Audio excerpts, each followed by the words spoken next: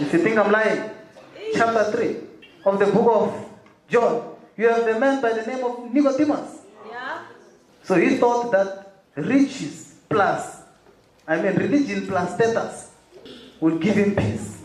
He was wrong. The woman at the well, she had a broken past. She thought that the sixth relationship would give her peace. She was wrong. You see, whether you sit in the boardroom with PhD or at the well with a broken past, the diagnosis is the same. You must be born again, the rich man. You must receive the living water, the poor lady. So both rich people and poor people, we all need Jesus. I know of some people who are rich who don't have peace. I have read some of their statements. Yeah. There is no peace in money. If you think I'm lying.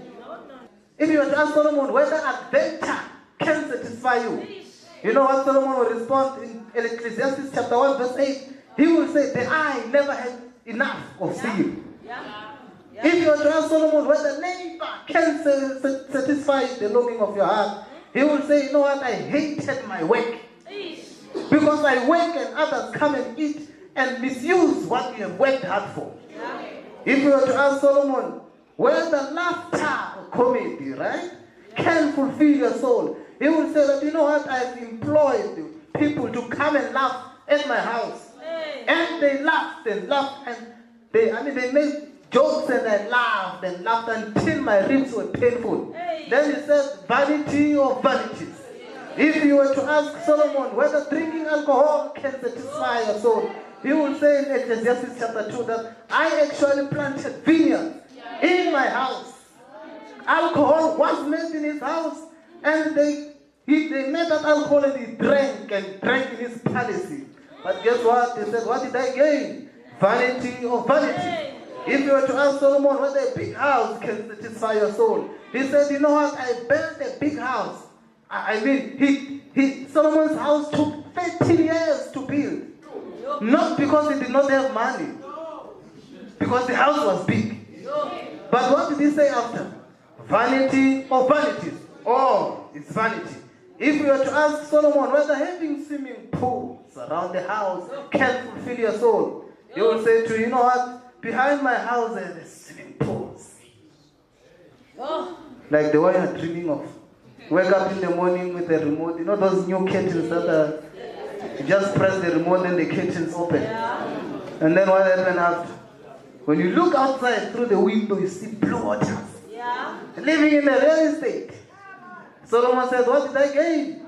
Vanity of vanities. If you were to ask Solomon whether money can satisfy your soul, he will tell you in Ecclesiastes chapter 2 verse 7 that, you know what? I had everything. The Queen of Sheba brought gold. And other nations, they were bringing gold. That man, he had money. What did he say after? Vanity of vanities. If you are to ask Solomon whether secular music can satisfy your soul, you know what he will say to you in Ecclesiastes chapter 2 verse 8? He will say, by the way, I have musicians with different instruments. They were playing in his house.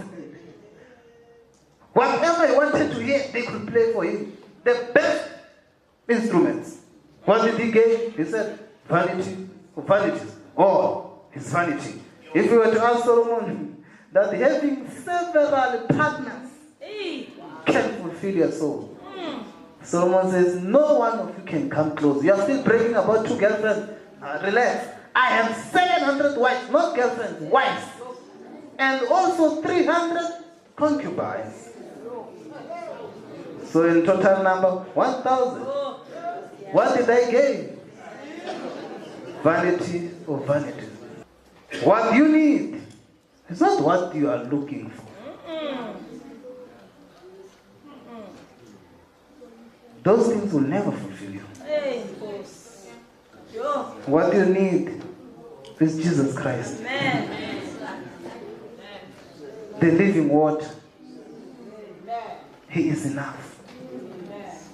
He can fill the void.